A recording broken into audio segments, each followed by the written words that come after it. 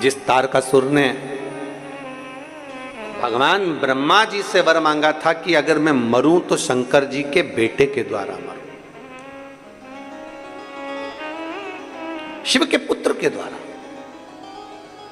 मांगने वाला भी अगर मांग रहा है और वो भी असुर, राक्षस, और असुर भी मांग रहा है तो क्या मांग रहा है कि शंकर के पुत्र के द्वारा मरूं। इंद्र ने तारकासुर से जाकर पूछा था ये प्रश्न कि तूने ऐसा वर क्यों मांगा, तूने ये वर क्यों मांगा? मतलब शंकर भगवान समाधि में लीन है और वो उनकी शादी नहीं होगी इसलिए तू मरेगा नहीं, तूने इसलिए मांगा। शंकर भगवान विवाह नहीं करेंगे और उनका औलाद नहीं होगी, तूने इसलिए मांगा। तारकासुर कहता है रे इंद्र, तू मुझे समझ नहीं पाएगा, तू मुझे जान नहीं पाएगा। इंद्र के मन में संशय रह गया। वो संशय लेकर इंद्र ब्रह्मा जी के पास चले गए और ब्रह्मदेव से फिर उन्होंने अपना संशय इंद्र ने कहा कि तारकासुर मांग रहा है कि मैं शंकर भगवान के पुत्र के द्वारा मरूं। मतलब तारकासुर ये जानता है कि शंकर की समाधि नहीं टूटेगी, शंकर जी विवाह नहीं करेंगे, विवाह नहीं करेंगे तो औलाद नहीं होगी, संतान नहीं होगी, पुत्र नहीं होगा, तो ये मरेगा नहीं। या तो इसलिए मांगा उसने या कोई और कारण हो सकता है। भगवान ब्रह्मदेव ने तुरंत इंद्र से कहा, इंद्र तेरी बुद्धि छोटी है, तेरा चित्त छोटा है, इसलिए तू श्रेष्ठ नहीं देख पा रहा। तारकासुर ने भगवान शंकर से उनका पुत्र के द्वारा मरना इसलिए मांगा क्योंकि तारकासुर शंकर भगवान का भक्त है, बस सामने प्रकट नहीं करता पर दिल से शिव की आराधना करता है और वो चाहता है कि शंकर जी की शादी हो जाए, शादी होगा तो संतान होगी और संतान होगा तो मेरा वध होगा। जितना जजमान के ऊपर प्रभु की कृपा है, पूर्वजों का आशीर्वाद है, उतना ही आपके ऊपर भी प्रभु की कृपा और पूर्वजों का आशीर्वाद है। जो इस पवित्र कथा का लाभ आप ले रहे हैं, आज विराम दिवस है कथा का, 5 दिवसीय कथा जो 2 तारीख से 6 तारीख तक आयोजित की गई, आज विराम की ओर जाएगी। कहीं ना कहीं भगवान शंकर की अविरल भक्ति और मुक्ति का साधन शिव तत्व है। कहते हैं अगर एक क्षण, ये तो 5 दिन है,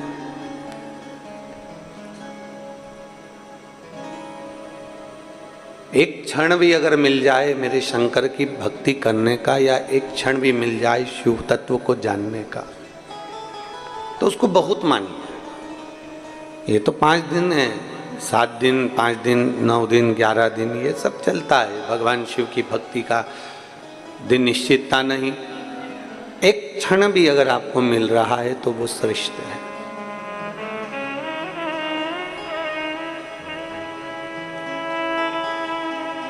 कहते हैं कभी कभी आप जिस कंपनी में काम करते हैं, आप जिस एजेंसी को लेते हैं, जिस कंपनी में काम करते हैं या जिस कार्य को अच्छी लगनता से करते हैं, तो एजेंसी वाले, कंपनी वाले आपको कहीं घूमने के लिए भेजते हैं।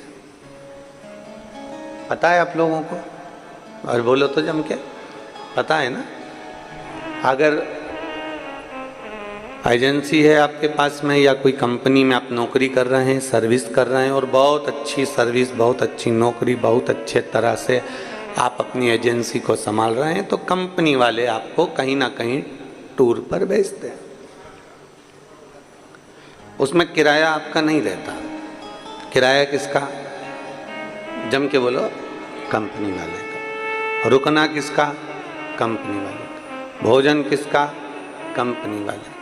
सब कुछ कंपनी वाले का रहता है। आपको तो केवल एंजॉय करो, आनंद करो और घूम फिर कर वापिस अपने घर पर आ जाओ। एक बात अपने अंदर उतार कर रखना, जब कंपनी वाले खुश होते हैं तो आपको घूमने के लिए भेजते हैं, कहीं विदेश भेजते हैं, कहीं अन्य जगह भेजते हैं। एजेंसी वाले खुश होते हैं तो आपको कहीं भेजते हैं, और शंकर भगवान जब खुश होते हैं तो शिव महापुराण में भेजते हैं। इतना स्मरण। शिव प्रसन्न हुए तो आप शिव पुराण तक पहुंचे। शंकर भगवान प्रसन्न हुए, मेरे ओघड़दानी शिव प्रसन्न हुए तो आप शिव महापुराण की कथा में बैठे हो। शिव प्रसन्न हुए तो आप कहीं आस्था चैनल पर, कहीं फेसबुक यूट्यूब पर शिव तत्व, शिव पुराण सुन रहे हो। 72 वर्ष में पड़ने वाला ये श्रावण का महीना जो सोमवार से प्रारंभ होकर सोमवार को विराम ले रहा है, और कितने भाग्यशाली हैं आप और हम सब कि उस श्रावण के महीने में भगवान देवाधिदेव महादेव की कृपा से आप और हम कथा का रसतत्व ग्रहण कर रहे हैं। यह मानकर चलो कि जैसे कंपनी प्रसन्न होती है तो आपको कहीं ना कहीं टूर पर भेजती है, कहीं ना कहीं एजेंसी वाले आपको भेज देते हैं और पूरी व्यवस्था वो करते हैं, वैसे ही मेरे भोलेनाथ जी ने आपके लिए ये पैकेज तैयार करा था 5 दिन का। ये उसकी कृपा से हुआ, उसने आपको यहाँ भेजा।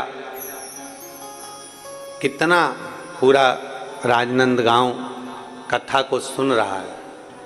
एक भी ऐसी दुकान नहीं और एक भी ऐसा घर नहीं कि छत्तीसगढ़ के राजनांदगांव में कथा नहीं चल रही। हर जगह पर कथा चल रही है और सबके मैसेज आ रहे हैं, और सब ने, राजनांदगांव वासियों ने, सब ने इस छत्तीसगढ़ की पवित्र भूमि से राजनांदगांव के एक एक व्यक्ति ने मैसेज किया है कि गुरुदेव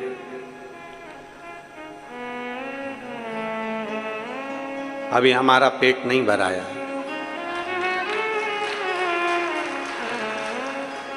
ये कथा एक बंद हॉल में हो गई, वो भी ऑनलाइन आपको करना था, और सही माने तो प्रशासन को धन्यवाद दो जो तुम इतने भी आ गए, नहीं तो ये कथा ऑनलाइन के माध्यम से ये रहता है कि पूरा हॉल खाली रहता है। ऑनलाइन का मतलब ही है कि पूरा हॉल खाली, केवल कुर्सियां कुर्सियां रहती और जजमान रहते, उसके सिवाय कोई ना रहता, कोई नहीं। ऑनलाइन का मतलब ही है कि अपने अपने घर से श्रवण करो। कितना व्यवस्था करी है प्रशासन ने, जरा देखो क्यों करी ये इतनी व्यवस्था, क्योंकि सब तैयारी में बैठे हैं अपने अपने घर से, बस एक बार महाराज कह दे कि कथा में आ जाओ, एक बार। फिर ये इतना फोर्स जो लगा कर रखा है पुलिस प्रशासन ने, कलेक्टर महोदय ने, एसपी, एसएसपी, कमिश्नर आदि, आईजी आदि ने, टीआई सब लगे हुए हैं, चाहे वो तहसीलदार बंधु हो, एसडीएम हो, एसएसपी, सब लगे, पूरा फोर्स लगा कर रखा चारों तरफ, और केवल इसलिए कि भक्त लोग यहाँ तक नहीं पहुँचे, और ये कथा ऑनलाइन है।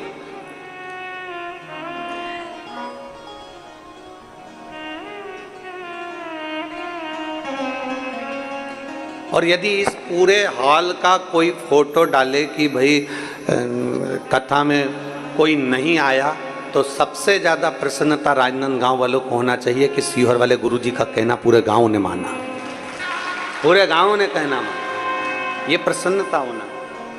तो उन्होंने लिखा मैसेज में कि अभी हमारा पेट नहीं भराया, हम तो मधुसूदन यादव जी से कहेंगे और यजमानों से कहेंगे कि देवाधिदेव महादेव आप सबको इतना दे कि आने वाले समय में ये कथा हॉल में नहीं ग्राउंड में होना चाहिए, इतना दे आपको। और दिल से ये कथा संपूर्ण राजनांदगांव वालों की नहीं, संपूर्ण छत्तीसगढ़ वासियों के लिए एक प्रसन्नता का केंद्र है। हम भी कर रहे हैं कि होना चाहिए, और बड़ी मेहनत आप लोगों का, बड़ा परिश्रम इस कथा में रहा है। प्रशासनिक परिश्रम ज़्यादा रहा प्रशासन को, क्योंकि आसपास से पूरा घेर कर रखना, कोई भीड़ ना एकत्रित हो जाए। ऑनलाइन कथा है, उसका स्मरण रहे। तो कहीं आपको अगर ये पैकेज मिला है 5 दिन का, आप अगर कथा में आकर बैठे हो, तो कंपनी में नौकरी करते करते अच्छा काम करते हो तो कंपनी वाले भेजते हैं, एजेंसी में अच्छा कार्य होता है तो एजेंसी वाले भेजते हैं, और आप भगवान शंकर को कुछ अच्छा कर्म किए होंगे, आपके पूर्वजों ने कोई पुण्य अधिक ज़्यादा किया होगा, तो बाबा ने भी आपको ये पैकेज में यहाँ भेज दिया है। जाओ, सुनो, कथा का रसतत्व ग्रहण करो और अपने जीवन को सार्थक करिए, सार्थक करिए।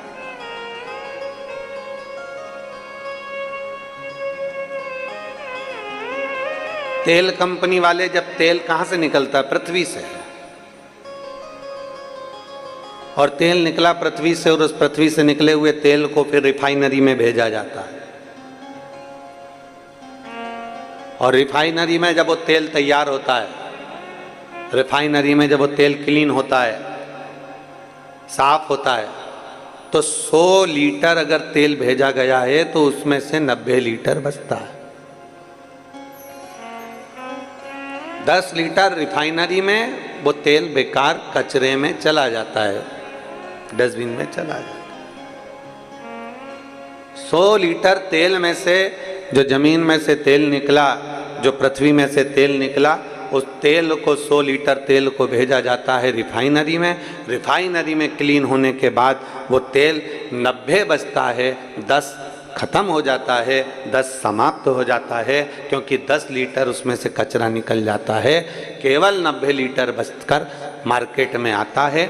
उसी तरह जैसे पृथ्वी में से तेल निकला, उसको रिफाइनरी में भेजा, रिफाइनरी में भेजकर 10 हट गए, तब केवल 90 बचे, 90 लीटर तेल बचा। उसी तरह हम भी जैसे पृथ्वी से तेल निकलता है, हम भी अपनी माता के गर्भ से निकलते हैं और शिव महापुराण की रिफाइनरी में जाकर क्लीन होने का प्रयास करते हैं।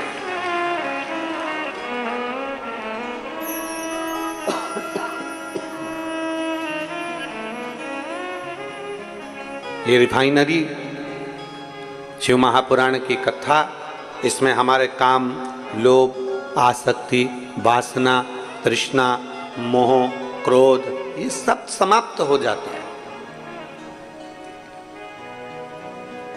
एक साधारण व्यक्ति और एक शिवपुराण कथा सुनने वाला व्यक्ति, दोनों के चेहरे की चमक देखिएगा, आपको अंतर नजर आए।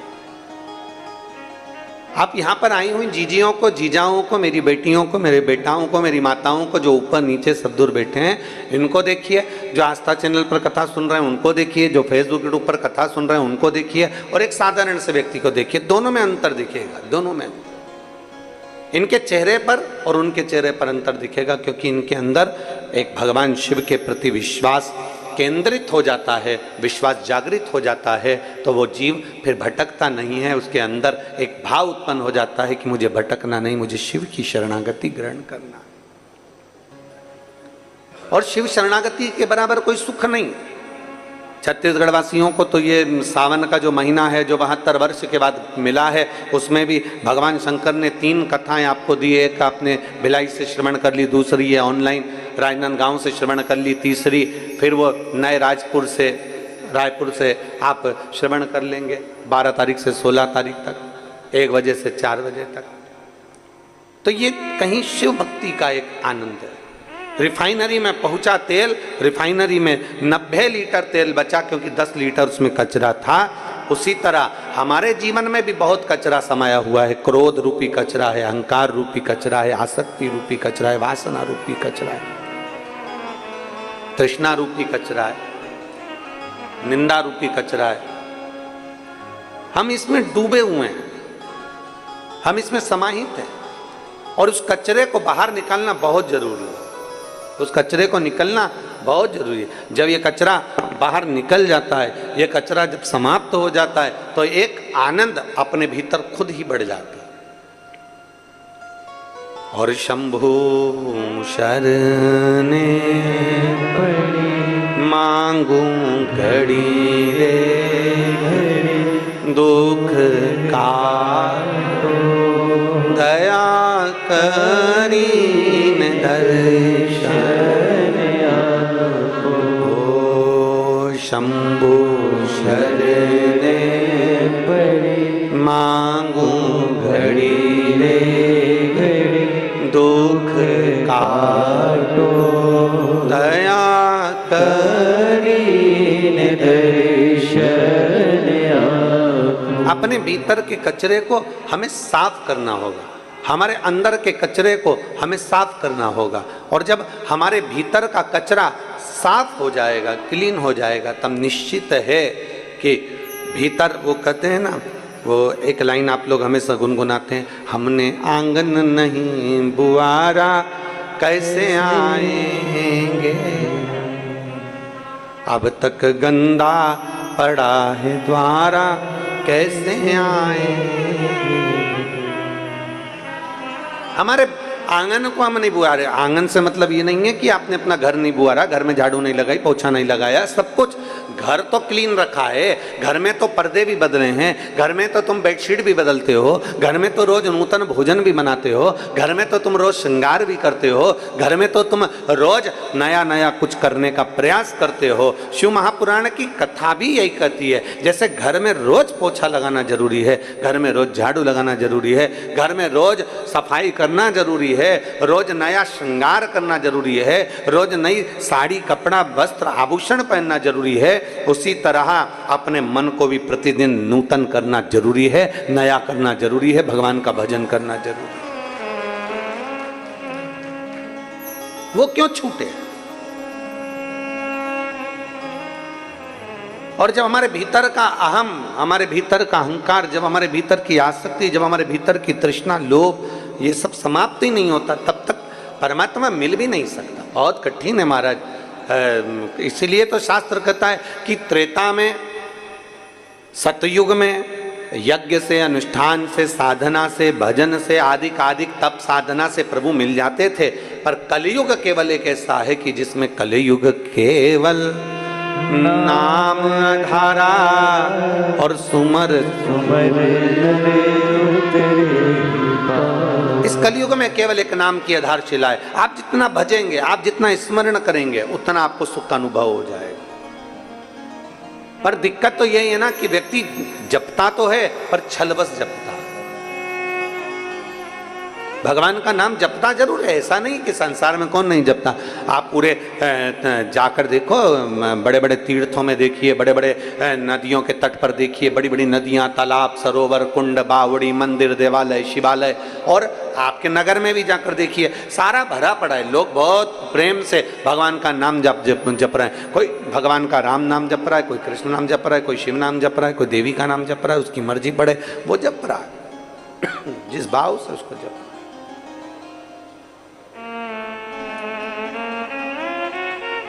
उसका जैसा मन करता है वो जप रहा। पर यदि 100 लोग उठाए जाएं और 100 लोग उठाने के बाद अगर उनमें से छांटा जाए कि इनमें से सही भजन कितने करें,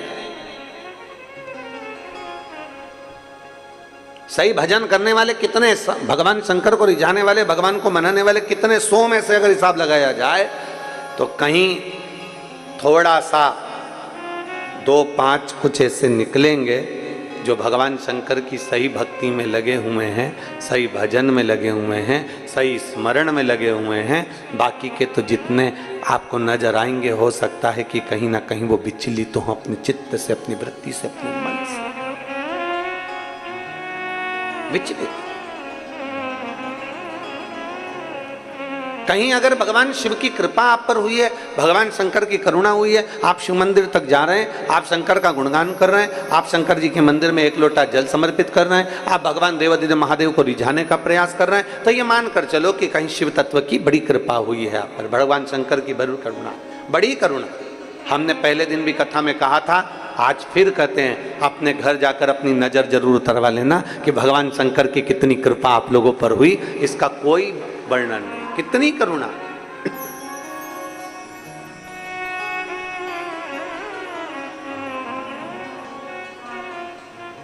और मैंने तेरे ही भरोसे बाबा, तेरे ही भरोसे हवा बिच उड़ती जागी बाबा, डोर तो छबिना में कटी जावागी। भोले मैं तेरी पतंग, शंभो मैं तेरी। वो हित चाहता।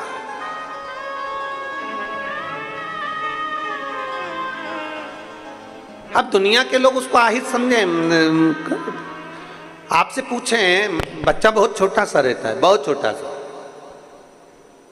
जन्म लिया बच्चे को 2 दिन में, 5 दिन में, 7 दिन में, 3 महीने में, 1.5 महीने में, 1 महीने में, 15 दिन में 20 दिन में उसको इंजेक्शन लगता है, उसको टीका लगता है। आप सब माँ बैठी हो, आप सब मेरी जीजियां बैठी हैं, सब माताएं बैठी हुई हैं, और सारी आस्था चैनल पर मेरी जितनी जीजियां कथा श्रवण कर रही हैं, जितनी मेरी माताएं कथा श्रवण कर रही हैं, वो जानती हैं गोदी में छोटा सा बच्चा है, अभी जन्मा, दुबला पतला छोटा सा, हड्डी हड्डी शरीर में उसके, छोटा सा, बहुत छोटा। अब जन्म लिए बच्चे में कितना प्राण होगा।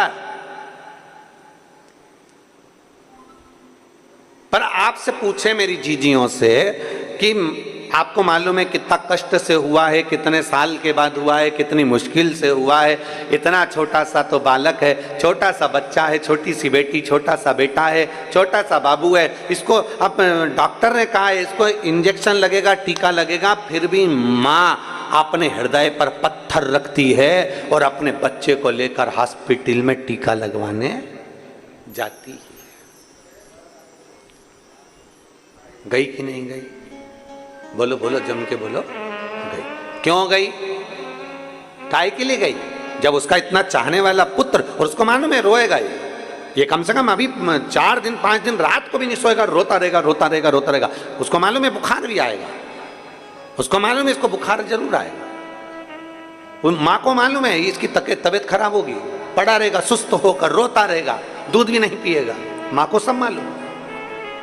पर माँ फिर भी उसको इंजेक्शन लगवा रही है, उसको टीका लगवा रही है, क्योंकि उसको मालूम है कि आज अगर मैंने लाड़ प्यार में इसको टीका नहीं लगवाया तो इस बच्चे की पूरी जिंदगी खराब हो जाएगी। इसको कहीं मालूम पड़े कि कोई शरीर का रोग ना हो जाए, कहीं शरीर का रोग, इसका कोई हाथ पैर शरीर कोई ऐसा बेकार ना हो जाए, तो माँ उसको अपने हृदय पर पत्थर रखकर उसको टीका लगवाती, माँ उसको इंजेक्शन लगवाती। उसको मालूम है कि ये इसको कहीं ना कहीं इसको तकलीफ होगी, उसको मालूम है कि कहीं ना कहीं इसको कष्ट होगा, उसको मालूम है कहीं ना कहीं ये रोएगा, बुखार भी आएगा, शरीर में कष्ट भी होगा, फिर भी माँ उसको लेकर जाती है, टीका लगवाती है। क्यों? क्योंकि आज अगर इसको टीका नहीं लगा, इंजेक्शन नहीं लगा, तो इसका कल बिगड़ जाएगा।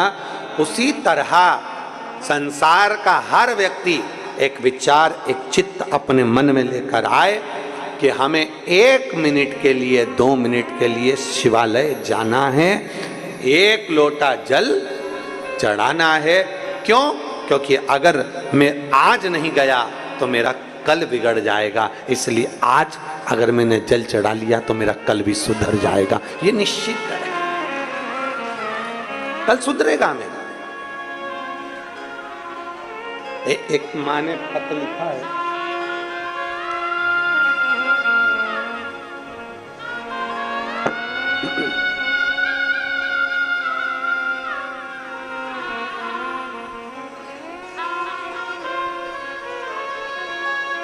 मंजू यादव,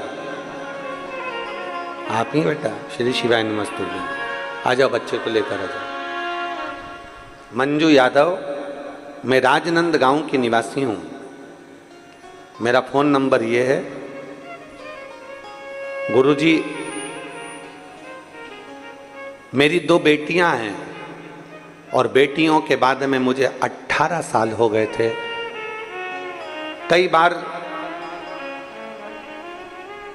परिवार हो चाहे दूसरे हो, ताना तो देते ही हैं कि एक बेटा नहीं, एक लड़का नहीं। बेटियां होने के बाद मेरे पास 18 साल हो गए। डॉक्टर ने एक बात कह दी थी कि अब तुम्हें औलाद नहीं हो सकती, समय निकल चुका है। हम 2 बेटियां होने के बाद भी डॉक्टर से बार बार मिलते रहे, पर डॉक्टरों ने कह दिया था कि तुम्हारे यहाँ संतान नहीं हो सकती।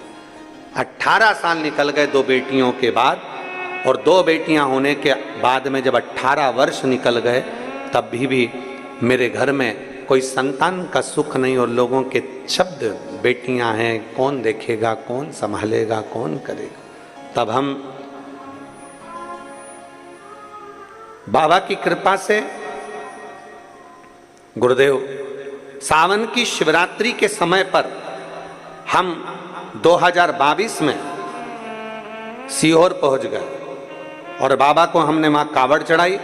कावड़ चढ़ाकर बाबा से विनय करा, कंकर शंकर पूजन करा और वहां से आने के बाद में हम भगवान शंकर को 1 लोटा जल चढ़ाना प्रारंभ कर दिया। बाबा के रुद्राक्ष का जल पीते, शिव जी को जल चढ़ाते, सफेद आंकड़े की जड़ का प्रयोग करते। कहीं ना कहीं रजो धर्म ना होने के कारणवश भी संतान नहीं हो पाती, पर शिव तो शिव है, उसके आगे सब छोटा है। गुरुदेव बाबा का मैं क्या गुणगान करूं गुरुदेव। 18 वर्ष के बाद भी मेरे बाबा ने मेरी झोली भर दी और 28 मई 2023 को मेरे घर में पुत्र रत्न की प्राप्ति हुई। मैं बाबा को धन्यवाद देता हूं। एक शिव की आराधना का फल क्या है? आजा बेटा।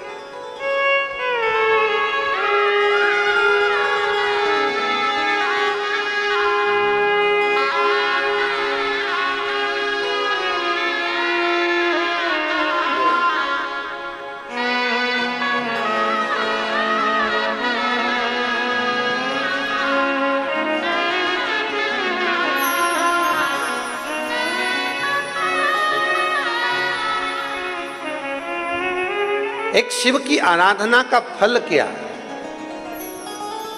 एक शिव उपासना का फल क्या है? इसने लिखा है दीजी ने, जब 2 बेटियां हो गई और बेटियां होने के भी 10, 11, 12 वर्ष निकल गए, 15 वर्ष निकल गए, 16 वर्ष निकल गए, 18 साल निकल गए, तब तो आस ही छोड़ दी थी कि अब कोई संतान नहीं होगी और पुत्र तो होना है। आज छोड़ दो। पर तेरी कृपा बिना न हिले एक भी अणु, लेते हैं श्वास तेरी कृपा से तनो तनो। बखान क्या करूं मैं राखों के ढेर का, चपटी भगोट में खजाना कुबेर का। वे गंगाधार मुक्ति द्वार ओमकार तू, भोले ओमकार तू। आयो शरण तिहार शंभु तार तार तू। हम उसके भरोसे जब हो जाते, आश्रित, उसके भरोसे जब हो जाते, वो संभाल। संसार के भरोसे रहोगे तो वो कभी संसार वाले आपको नहीं संभालेंगे, संसार वाले तो ठोकर ही देंगे। इस बेटी ने लिखा कि कई लोग यही कहते थे, बेटा नहीं है, बेटियां अपने घर चली जाएगी, कौन संभालेगा। ऐसा नहीं है, आपकी सोच गड़बड़ है, आपके विचार गड़बड़ है, आपकी सोच गड़बड़ है। जो सोचते हैं कि बेटियां अपने घर चली जाएगी, कौन संभालेगा।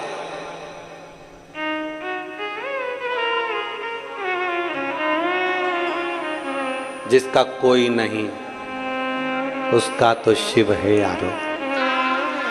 क्यों विचार कर। शंकर की आपको स्मरण में होगा भगवान कृष्ण की कथा का कि भगवान कृष्ण की नानी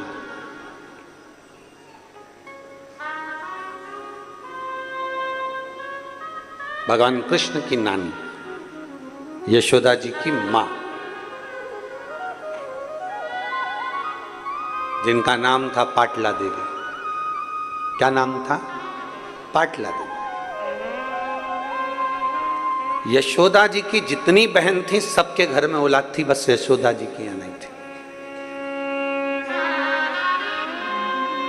यशोदा जी की जितनी बहन थी सबके घर संतान थी, पर यशोदा जी की यहाँ नहीं।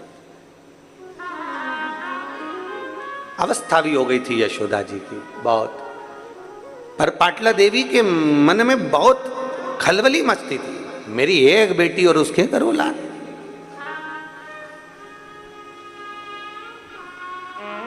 जरा बेटियों से माता पिता का प्रेम भी बहुत ज्यादा होता है, इसलिए वो सबसे पहले यही देखते हैं, बेटी के घर में औलाद नहीं, बेटी के घर संतान नहीं।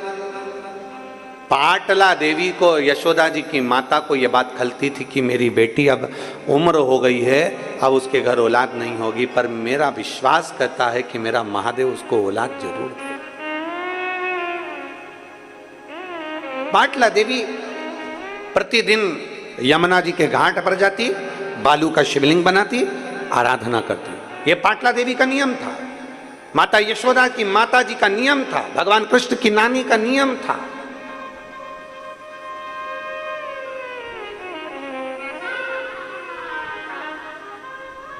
यमुना जी के घाट पर जाती और बनाती शिवलिंग, पार्थिव शिवलिंग का पूजन करती, आराधना करती, चाकरी करती। एक दिन पाटला ने पार्थिव शिवलिंग को बना तो लिया पर विसर्जन ही नहीं करा, ले शंकर जी को विसर्जन नहीं करा।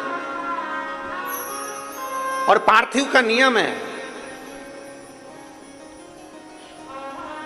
प्रदोष के दिन संध्या काल में रात्रि को हो सकता है, शिवरात्रि के दिन रात्रि को हो सकता है, पर बाकी के दिनों में चाहे सोमवार हो, मंगलवार हो, बुधवार हो, गुरुवार हो, शुक्रवार हो, शनिवार हो, बाकी के दिन अगर आप पार्थिव बना रहे हो तो रात्रि होने से पहले उसका विसर्जन होना जरूरी है।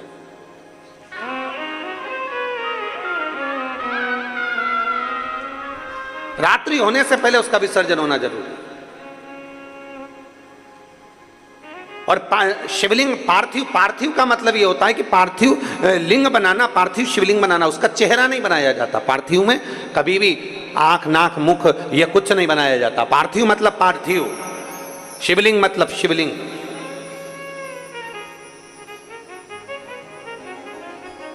आजकल थोड़ा फैशन ज्यादा हो गया है तो लोग पार्थिव का भी चेहरा बना देते हैं ना, पार्थिव मतलब पार्थिव, शिवलिंग मतलब शिवलिंग।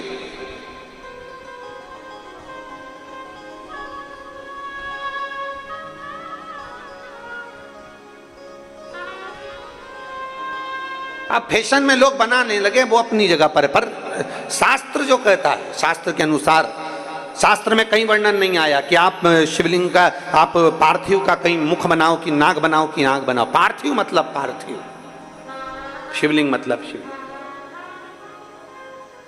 शिवलिंग का निर्माण। अब मां यशोदा जी की माता पाटला देवी ने पार्थिव लिंग का विसर्जन नहीं किया, घाट पर ही है, वहीं बैठी है, विसर्जन नहीं कर रही, और बस शिवलिंग के जो जलाधारी है उस जलाधारी पर, पार्थिव पर हाथ रखकर बैठी है और भगवान को पुकार रही। हमने परसों की कथा में कहा था, पुकारे जाओ, पुकारे जाओ, पुकारे जाओ। 10 साड़ी देखते हो तब एक साड़ी पसंद आती है, 10 कपड़े देखते हो तब एक कपड़ा पसंद आता है। उसी तरह 10 बार पुकारोगे तब एक पुकार भोलेनाथ सुनता जरूर है। पुकारो, बोल बम का नारा है, आवाज। नाश्ता ज्यादा करिया है क्या? जरा दमदारी से बोलो, बोल बम का नारा है, सारी समस्या का हल। अब यहां शिव तत्व कह रहा है, 10 बार पुकारोगे तब एक पुकार मेरा शिव सुनेगा। 10 बार पुकारा सुनेगा। हाथ रखकर बैठ गई। कभी कभी तुम्हारा भी दिल कर जाए तो शिवलिंग हो, मंदिर, देवालय, शिवालय हो, शिवालय में जो जलाधारी होती है, जो चरण होते हैं जहाँ से पानी नीचे बहता है, वहाँ अपना हाथ रखकर कभी कभी बैठ गए। शिव, अगर मंदिर में भीड़ ना हो तो, भीड़ हो तो तुम फालतू मत बैठ जाना, नहीं तो हालत खराब हो जाए। भीड़ ना हो तो हाथ रखा, बैठ गए। मुझे तेरा ही सहारा है, मेरे भोले। हाथ शंकर के जलाधारी पर, उससे अपने मन की बात।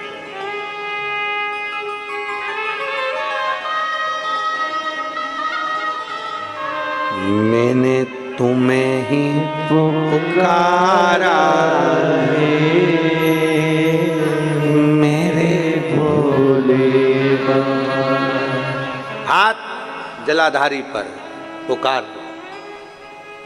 पाटला देवी ने हाथ रखा जलाधारी पर, विसर्जन नहीं कर रही, आज उठी नहीं है, उठी नहीं। शंकर भगवान ने विचार करा, मुझे लगता है आज जिद पे अड़ गई, आज मुझे लगता है जिद। कभी कभी बच्चा मचल जाता है ना, तो माँ और बाप उस बच्चे की बात को फिर थोड़ा ना थोड़ा स्वीकार करते ही। मचल गया, कभी कभी रोज रोज मचलेगा तो फिर झाड़ू से झुड़ भी दिया जाएगा। कभी कभी जरा शब्दों पर जाना चाहिए, शब्दों का स्मरण करना चाहिए। कभी कभी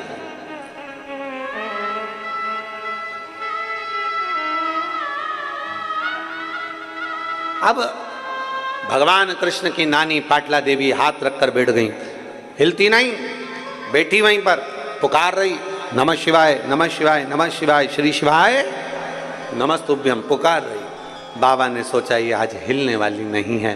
शंकर भगवान एक बूढ़े का रूप लेकर पाटला देवी के पास में पहुंच गए। बुजुर्ग का, बूढ़े का, एक बूढ़े का रूप लेकर, बहुत बुजुर्ग का, बहुत बुजुर्ग।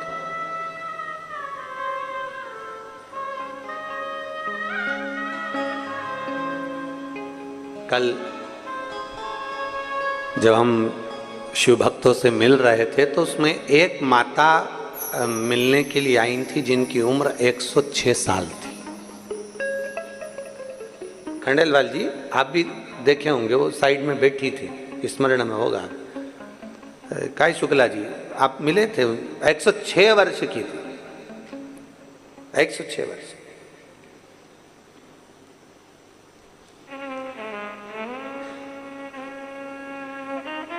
जब उनसे मिले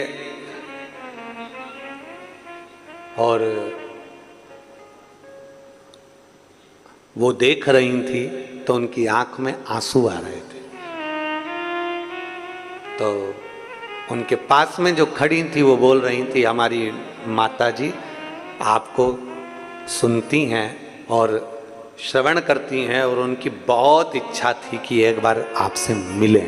हो सकता है भोलेनाथ जी ने उनके लिए आपको यहां बुलाया। 106 वर्ष।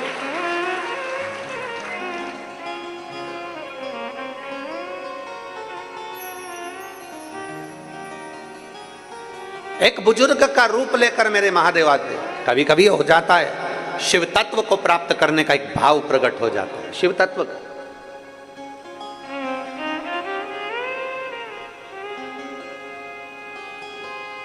अब मेरे भोलेनाथ बूढ़े का रूप लेकर पहुंच गए पाटला देवी के पास में। ओ पाटला, पाटला ने सोचा मेरी जैसी बुढ़िया को कौन आवाज दे रहा है।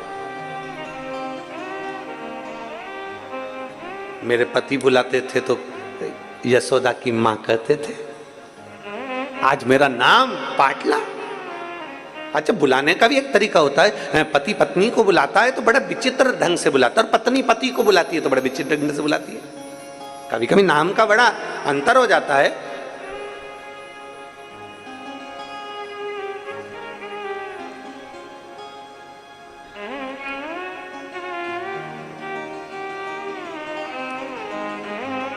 बड़ा नाम का अंतर है। अब एक बार की तो कथा है, इंदौर में हम कथा कर रहे थे और इंदौर में जब बहुत साल पहले, बहुत साल पहले की बातें, लगभग हो गए होंगे 20-22 साल पहले, अपना पैलेस में कथा चल रही थी और वहाँ कथा चलते चलते तो आरती पहले हम जय जगदीश हरे की गा रहे थे। तो इधर आरती करने वाले जो बाजू में खड़े थे और हम बोलते जय जगदीश हरे, पास में खड़ी एक माँ बोलती जय कल्लू के पिताजी हरे। वो जगदीश नाम ही नहीं ले।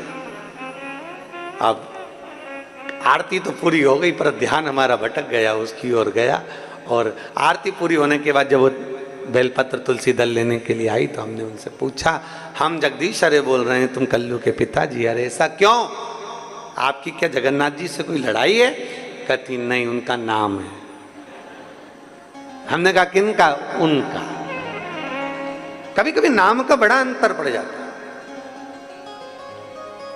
भारत में माताएं, कई माताएं, आजकल तो खैर लोग नाम से पुकारने लगे, पर भारतीय नारी पति का नाम। एक गांव में एक सर्वे करने वाले आए, और गांव में सर्वे करने वाले आए और सर्वे करने वालों ने पूछा, आते से सब घर के दरवाजे बजाए, दरवाजे बजाते बजाते एक घर पर गए जहां उसका पति नहीं था, पत्नी अकेली थी, पत्नी बाहर आ गई। आते से पूछा क्या है, पति भी घर में है नहीं। पत्नी ने पूछा कौन है? हम सर्वे वाले हैं। अच्छा, जरा तुम्हारा नामांकन सर्वे करना है, बोलो क्या पूछना है, बताओ तुम्हारा नाम क्या है? उसने बता दिया मेरा नाम बिमला है। अच्छा, फिर बच्चे कितने हैं? कि 4 बच्चे हैं। नाम बताओ, उनका नाम बता दिया। पति भी है, उसका नाम? अब सर्वे वाले बोले नाम बताओ, बताती नहीं, शर्माने लगी, बोली नहीं। सर्वे वाले बोले हम डबल से नहीं आ सकते, अपने पति का नाम बताओ। घर में बच्चे नहीं, स्कूल गए, कौन से पूछे, क्या करे, नेम प्लेट भी नहीं लगी, अब करे तो करे क्या, बताओ अपने पति का नाम। उसने कहा देखो मैं बताऊंगी पर तुम समझ जाओगे क्या? हाँ समझ जाएंगे, बता। तो क्या 3 गंजी और 3 गंजी कितनी हो गई? 3 गंजी और 3 गंजी कितनी हो गई? सर्वे वालों ने कहा 3 गंजी 3 गंजी। हाँ 3 गंजी 3 गंजी तो 6 गंजी, मतलब 6 गंजी। 3 गंजी 3 गंजी मतलब 6 गंजी। अच्छा, पति का नाम छगन जी है। पत्नी फिर शर्मा के इशारा करी, हाँ जी। नाम कैसे बोल? आज पाटला देवी को लगा कि पाटला नाम बोला, ये बड़ा विचित्र, मतलब इतना पाटला नाम बोलने के लिए सामर्थ्यता चाहिए। कौन बोल दिया, किसने पुकारा है? शिव जी आवाज लगाए वृद्ध के रूप में, पाटला, ओ पाटला। पाटला ने जो पलट कर देखा, कोई बुजुर्ग है। पाटला को गुस्सा आया। पाटला ने सोचा, माता पाटला ने विचार किया, बताओ मैं अच्छी खासी शंकर जी से प्रार्थना कर रही थी और ये बुढ़ा यहाँ बुजुर्ग यहाँ आ गया, और मेरे पूजन करने में तो मेरा पति भी मुझे नहीं उठने देता, बोलता ही नहीं। उसको मालूम है पति को भी कि उठने वाली तो है ही नहीं, तो पहले ही चाय बनवा लो, दूध बनवा लो, जो करना पहले। अगर यह पूजन में बैठ गई तो नहीं उठे। और कई माताओं की आदत रहती है, पूजन में अगर बैठी हैं और अगर कहीं बहू बेटा पोता पति जो भी कोई है वो अगर कुछ थोड़ा बहुत भी छेड़ देना तो इसको बड़ा गुस्सा आता, बड़ा क्रोध। पर क्रोध नहीं करना चाहिए। पर पाटला मेरे को पुकारा, कौन पुकार रहा है? जो पलट कर देखा, एक बुजुर्ग थे, डंडा टेकते टेकते आ रहे थे। पाटला ने पूछ लिया, बाबा क्या चाहते हो? बाबा कहते हैं बहुत भूख लगी है, बहुत बहुत। बाबा भूख? हाँ बहुत तेज भूख लग रही है। हाँ ठीक है बाबा। पाटला उठी, शंकर भगवान को जो नैवेद्य लगाया था वो पाटला ने शिव जी के सम्मुख में दे दिया। शंकर भगवान ने कहा, पाटला तेरी बेटी यशोदा से कहना सावन के महीने की जो श्रावणी आए, सावन के महीने की जो पूर्णिमा आए, सावन के महीने की जब श्रावणी आए, श्रावण की उस श्रावणी के दिन यशोदा अगर प्रेम से संत साधु जन को, गुरु जन को अगर भोजन कराएगी तो उसके घर में औलाद जरूर आएगी। कहो यशोदा से। श्रावणी पर? हाँ सावन का महीना था। पाटला ने तुरंत पत्र लिखा, पत्र लेकर दूत को भेजा। दूत जाकर यशोदा जी के पास पहुंचे। यशोदा जी के हाथ में पत्र दिया कि पाटला देवी ने पत्र भेजा है। मेरी माँ ने पत्र भेजा है? हाँ क्या लिखा है कि श्रावण के महीने में अगर तुम किसी संत साधु ब्राह्मण गुरुजन को भोजन कराओगी तो तुम्हारे घर में औलाद जरूर आएगी। सुना पाटला देवी ने जैसे ही पत्र भेजा, यशोदा जी ने स्वीकार कर नंद बाबा से कहा, जाओ आज ब्राह्मणों को निमंत्रण देकर आओ। श्रावणी का दिन था, सारे ब्राह्मण संत साधुओं को निमंत्रण दे दिया गया। यशोदा जी क्या खीर मालपुआ बन गया। खीर मालपुआ बनकर तैयार हुआ। भोजन परोसने की तैयारी हुई। यशोदा जी भोजन परोस रहे थे, नंद बाबा भोजन परोस रहे थे और यशोदा मैया भी भोजन परोसने के लिए आई।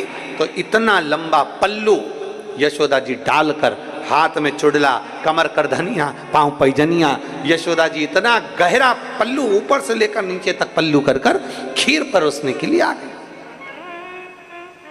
अब मालपुआ परोस रहे थे नंद बाबा और खीर परोस रही यशोदा मैया। खीर परोस रही यशोदा जी।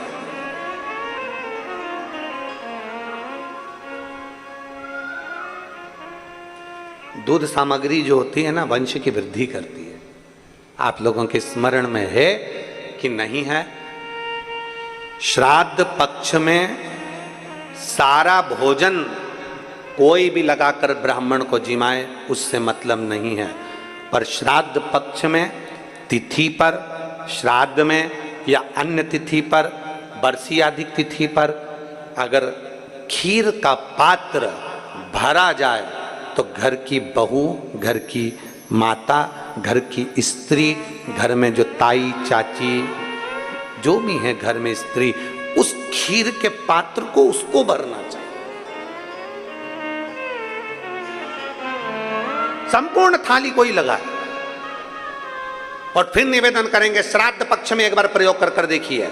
जिसके घर में 23 से 24 साल तक भी औलाद नहीं हो, 23 से 24 साल तक भी औलाद पैदा नहीं हुई हो, जिसके घर में संतान ना हुई हो, वो एक प्रयोग जरूर करे। एक प्रयोग जरूर करो कि 23 साल तक भी औलाद ना हुई हो तो श्राद्ध पक्ष में तुम्हारे दादा परदादा किसी का श्राद्ध घर में हो रहा हो और किसी दादी का श्राद्ध, किसी दादा का श्राद्ध, किसी बुजुर्ग का श्राद्ध तुम्हारे घर में हो रहा हो, तो खीर के बर्तन में खीर तुम भरकर और उस ब्राह्मण को जिसको घर में बुलाया गया है भोजन कराने के लिए, वहां तुम देकर आओ और अगले श्राद्ध तक इंतजार करो। मेरा बाबा वंश की वृद्धि करता ही है, निश्चितता देता है, वंश बढ़ाता ही है।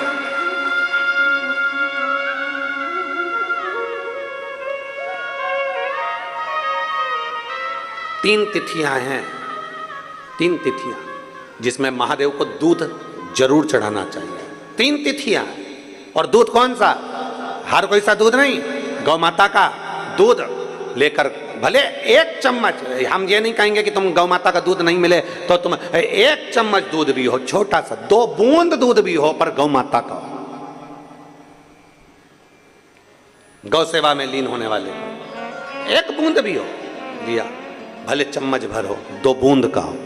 3 तिथियां हैं। पहला प्रदोष, दूसरी शिवरात्रि और तीसरे नंबर पर आती है सोमवार की अष्टमी। ये 3 तिथियां ऐसी हैं जिसमें 2 बूंद भी दूध अगर हम शंकर भगवान को समर्पित करते हैं तो अपना घर बच्चों की किलकारियों से कम नहीं होता, वो भराता ही है, वंश बढ़ता ही है। वंश बढ़ाने का एक सर्वश्रेष्ठ तरीका, जाओ और क्यों ना दे महादेव। एक पत्र, मैं प्रेरणा खंडेलवाल राजनंदगांव निवासी हूं, छत्तीसगढ़ की रहने वाली हूं। प्रेरणा खंडेलवाल कहीं बैठी हो तो हाथ हिला सकती हूं। मैं राजनंदगांव के निवासी हूं। आपके हैं? अच्छा, आइए एक बेलपत्र लेकर चलिए। मैं भोले बाबा का क्या गुणगान करूं गुरुदेव। मेरी शादी को 6 वर्ष हो गए थे पर संतान का सुख नहीं था। 2 बार गर्भ ठहरा, खराब हो गया। एक गर्भाशय रहा तो एक गर्भाशय रहा तो ट्यूब का मुंह बंद हो गया। इस कारणवश मुझे औलाद नहीं हुई बाबा, परेशान हुई। अब एक ट्यूब बची वैसे गर्भाशय की। डॉक्टर के हिसाब से मुश्किल था कि तुम्हें औलाद हो, एक ट्यूब बची। अब डॉक्टर के हिसाब से बड़ा मुश्किल था कि संतान हो, पर मैंने 1 लोटा जल चढ़ाना प्रारंभ करा, आंकड़े की जड़क बांधी, पशुपति नाथ का व्रत किया, सोमवार की अष्टमी का पीपल के पत्ते वाला व्रत उपास किया, तुलसी विवाह का पीला वस्त्र वाला प्रयोग किया और रोज तुमरुक्वा जी का नाम लेकर भगवान शंकर के मंदिर में जाकर जल चढ़ाती और जल को नंदी के पास बैठकर आचमन करती। मैं बाबा को धन्यवाद देती हूँ, आज मेरे भोलेनाथ ने मुझे जुड़मा 2 बेटे दिए हैं, मैं बाबा को धन्यवाद देने के लिए आई। एक शिव तत्व, एक शंभु, एक औघड़ी, एक त्रिकालदर्शी, एक कैलाशी, अविनाशी, शिव तत्व इसी को कहा। एक विश्वास के साथ, एक भरोसे के साथ, एक दृढ़ता के साथ जब हम शंकर को भजते हैं, और तेरी कृपा बिना न हिले एक भी अणु, लेते हैं श्वास तेरी कृपा से तनो तनो। बखान क्या करूं मैं रागों के ढेर का, चपटी भभूत में खजाना कुबेर का। हे गंगाधार मुक्ति द्वार ओंकार तू, भोले ओंकार तू। आयो शरण तिहार शंभु तार तार तू। कहो यशोदा से, श्रावण के महीने में संत ब्राह्मण साधुजन गुरुजन का भोजन कराए। नंद बाबा ने निमंत्रण दिया श्रावणी करने आए हुए संत ब्राह्मणों को। भोजन तैयार हुआ, मालपुआ दे रहे थे, नंद बाबा खीर परोस रही थी। यशोदा मैया घूंघट बड़ा, हाथ में चूड़ा, पांव पैजनिया, कमर करधनिया। यशोदा जी खीर परोसने के लिए जब निकली, संतों ने, ब्राह्मणों ने, साधुओं ने देखा कि नंद बाबा की तो दाढ़ी सफेद है, नंद बाबा के तो बाल सफेद हैं, ये तो बूढ़े हैं। और क्या देखा, यशोदा जी जब आई तो इनको लगा, ऐसा लगता है कि नंद बाबा के छोरे की बहू दिखती है। इनको नहीं मालूम कि ये नंद बाबा की पत्नी है, इनको तो लगा कि छोरे की बहू है। सारे संत ब्राह्मणों ने सोचा, आज हम भोजन कर रहे हैं इनके घर में, अपन देख रहे हैं कि इनके घर में भोजन, इनके घर में कोई बच्चे नहीं, इनके घर में कोई संतान नहीं है। फिर सारे संत ब्राह्मण साधुओं ने एक साथ, यशोदा जी का तो मुख नहीं देखा था, चुड़ला पायल नई नवेली बहू जैसी दिखी, तो सारे संत ब्राह्मणों ने आशीर्वाद एक साथ दे दिया, पुत्र भव। क्या आशीर्वाद दिया? पुत्र भव। यशोदा जी ने अंदर मन में सोचा, पल्लू ली थी, बताओ नंद बाबा 60 के, मैं 55 की, और पुत्र होने का वर दिया, कैसे होगा? यशोदा जी ने जो अपना पल्लू हटाया, पल्लू हटाते से ही जितने संत ब्राह्मण बैठे थे सब ने देखा कि इनके भी बाल सफेद हैं, आशीर्वाद गड़बड़ हो गया। नंद बाबा बोले, बाबा मैं 60 का, ये 55 की, कहाँ बच्चा होगा? संत कहते हैं, श्रावण के महीने में अगर तुमने भोजन कराया है तो वो वचन कभी झूठा नहीं हो सकता।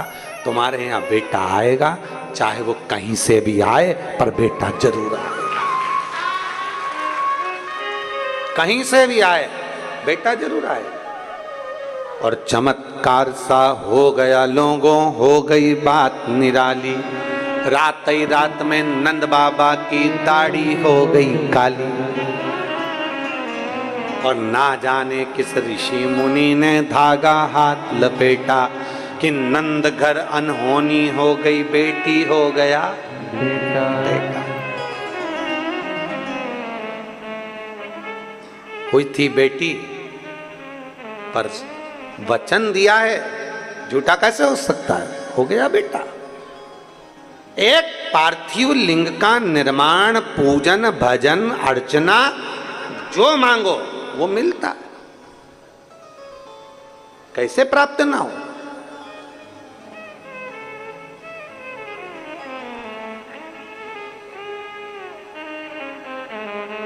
सब बराबर होना चाहिए, बेटा है, बेटी है, सब बराबर, सबका सम्मान, सबका आदर, सबका सत्कार हो। शिव कथा कह रही है, भगवान शंकर का चरित्र कर रहा, शिव महापुराण की कथा कर रही है। जब हम विश्वास के साथ में, भरोसे के साथ में, दृढ़ता के साथ में भगवान शंकर की अविरल भक्ति को प्राप्त करते हैं तो सुख का अनुभव होता ही है। कोई लेट बनता है, कोई जल्दी बनता है, शिव को जल चढ़ाने वाला एक दिन सेठ जरूर बनता है। आपकी आराधना, आपकी भक्ति कभी खाली नहीं हो सकती। संसार के लोगों से काम ना रखोगे, संसार वाले कभी आपको आगे बढ़ने नहीं देंगे। पर जब अपना आत्मबल, अपना विश्वास जब प्रबल होता है तो व्यक्ति आगे बढ़ ही जाता है। कौन रास्ता देगा?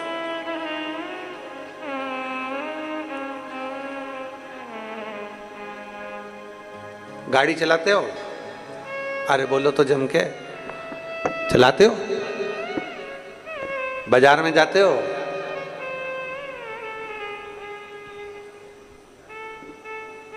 बहुत ट्रैफिक में, बहुत भीड़ में तुम कितना भी हारन दे लो, कितना ही, कोई साइड नहीं देता।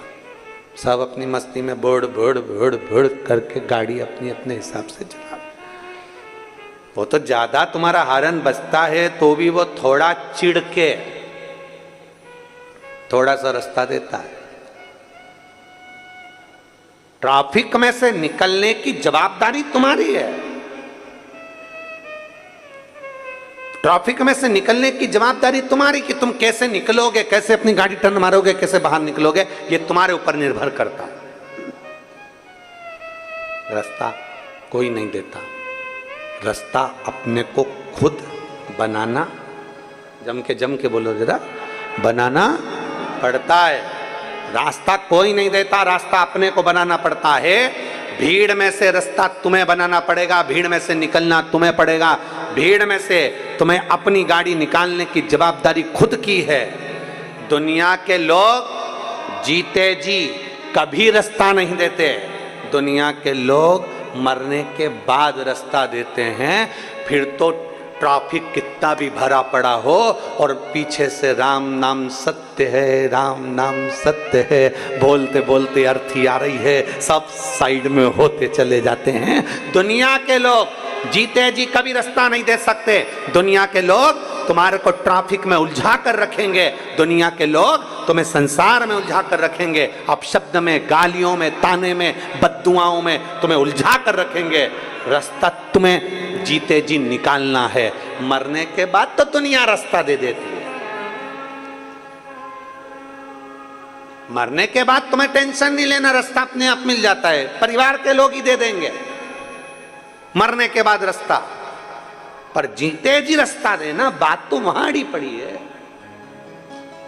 और जीते जी कोई रास्ता नहीं देता। तुम कितने भी हारन बजा लो, तुम कितना भी प्रयास कर लो, तुम कितना भी बोलने का प्रयास कर लो, चिल्ला कर भी जाओ, थोड़ा साइड में नहीं हो सकता क्या? थोड़ा साइड में नहीं जा सकता? नहीं। कितनी हारन बज रही है, पुलिस की भी गाड़ी वाऊ वाऊ करती हुई चल रही है, एम्बुलेंस वाऊ वाऊ करती चल रही है, पर लोग रास्ता नहीं देते। बड़े मुश्किल से हारन सुना तो भी बड़ी मुश्किल से साइड होते हैं, बल्कि के अपने को रास्ता निकालना पड़ता है। इधर से कटो, उधर से कटो, निकल के चलते चले जाओ। बस यही शिव पुराण कहती है। जिंदगी में बहुत ट्रैफिक है, बहुत ट्रैफिक, परिवार, नाते, रिश्ते, कुटुंब, कबीले, व्यापार, व्यवसाय, ये सारा ट्रैफिक से भरा पड़ा हुआ है। इसमें अपने को कैसे निकल कर जाना है, ये तरीका शिव पुराण सिखाती है कि अपने को कैसे निकलना। आप कैसे निकल सकते हो, आप कैसे बाहर जा सकते हो, ये आपके ऊपर निर्भर करता है।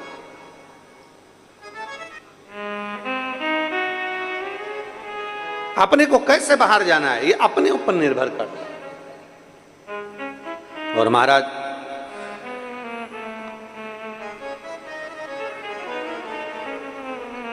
जब हम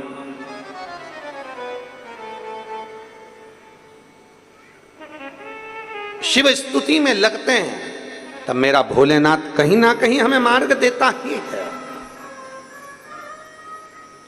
कहीं ना कहीं मेरा ओगड़दानी मार्ग जरूर देता है। वो कहते ना कि मंदिर जाती गोरा को, अरे मंदिर जाती गोरा ने त्रिपुरारी मिल गयो, मंदिर जाती गोरा को त्रिपुरारी मिल गयो, और भोला जादू करियो रे, भोला जादू करियो रे, भोला जादू करियो रे, भोला जादू करियो रे। एक आराधना में, एक शिव भक्ति में, एक भगवान शंकर की अविरल भक्ति में,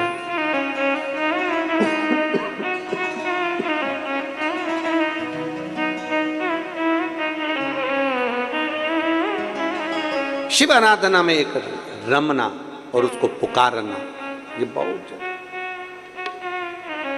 अरे डमरू वाले आजा तेरी याद सताए, मेरा ये भरोसा नहीं टूट न जाए, ओ डमरू वाले आजा तेरी याद सताए, मेरा ये भरोसा कहीं टूट न जाए, डमरू वाले आजा तेरी याद सताए, मेरा ये भरोसा कहीं टूट न जाए।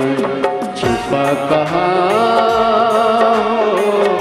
भोले बाबा, ओ डमरू वाले आजा तेरी याद सताए, मेरा ये भरोसा कहीं टूट न जाए, ओ डमरू वाले आजा तेरी याद सताए, मेरा ये भरोसा कहीं टूट न जाए। अरे भाव दोनों हाथों से लिया, उन दोनों बच्चों को लिया।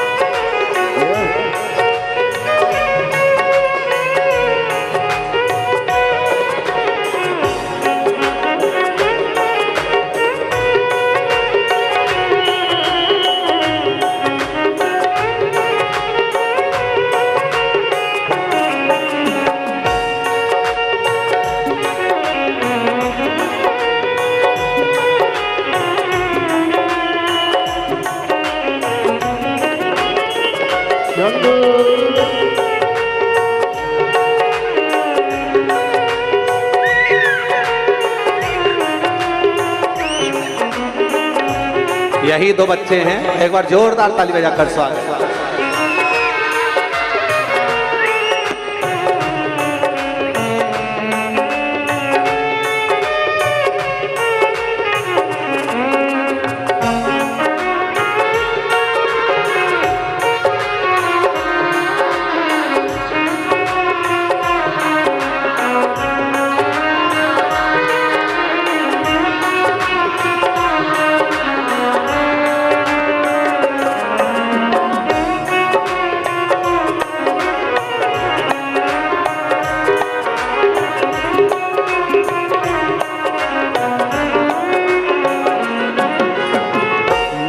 ये पुकारे दिल के सहारे, मन ये पुकारे दिल के सहारे, नैना हमारे तेरा रास्ता निहारे, नैना हमारे तेरा रास्ता निहारे, हर पल विचार छुपा कहाँ भोले बाबा ओ डमरू वाले आजा तेरी याद सताए, मेरा ये भरोसा कहीं टूट न जाए। ओ डमरू वाले आजा तेरी याद सताए, मेरा ये भरोसा कहीं टूट न जाए।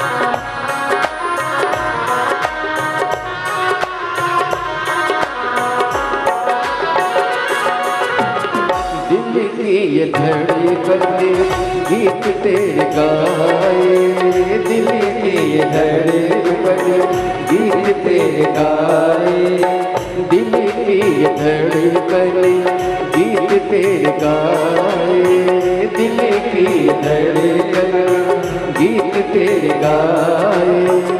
रोती है अखियाँ नीर बहाए, रोती है अखियाँ नीर बहाए, कैसे समझाए छुपा कहाँ हो भोले बाबा, वो डमरू वाले आजा तेरी याद सताए, मेरा ये भरोसा कहीं टूट न जाए। वो डमरू वाले आजा तेरी याद सताए, मेरा ये भरोसा कहीं टूट न जाए।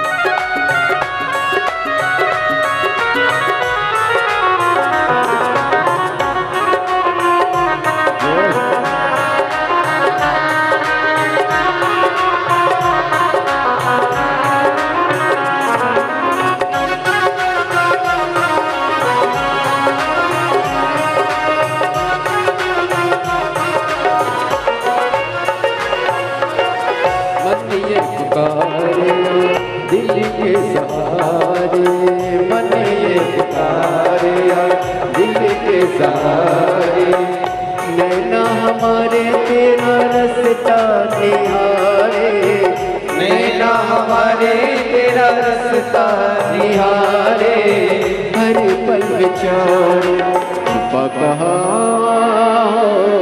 भोले बाबा ओ डमरू वाले आजा तेरी यादें सताए मेरा ये भरोसा कहीं टूट न जाए डमरू वाले आजा तेरी यादें सताए मेरा ये भरोसा कहीं टूट न जाए ओ डमरू वाले आजा तेरी याद सताए मेरा ये भरोसा कहीं टूट न जाए ओ डमरू वाले आजा तेरी याद सताए मेरा ये भरोसा कहीं टूट हर हर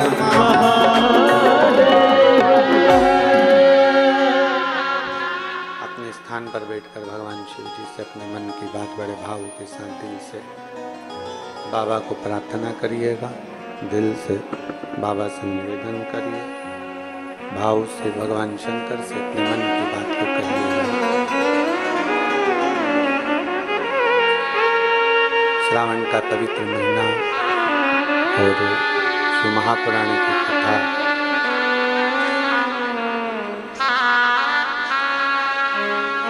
सभी साथ में बोलेंगे बाबा से प्रार्थना करेंगे निवेदन करेंगे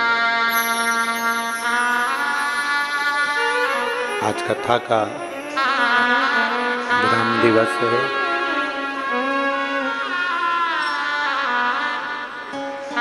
कहते हैं मेहमान जाते जाते कुछ देखकर जाते हैं उसी तरह शिव भी शिव पुराण के विराम पर कुछ ना कुछ देकर जरूर जाते हैं आप और हम सब मिलकर भगवान शिव को पुकारें प्रार्थना करें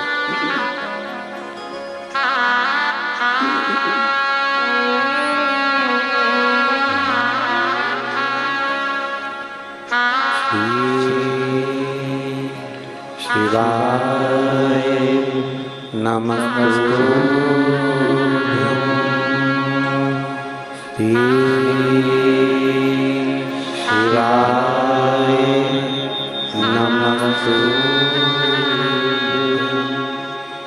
श्री शिवाय नमस्तुभ्यं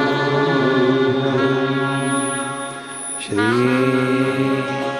शिवाय नमस्तुभ्यं श्री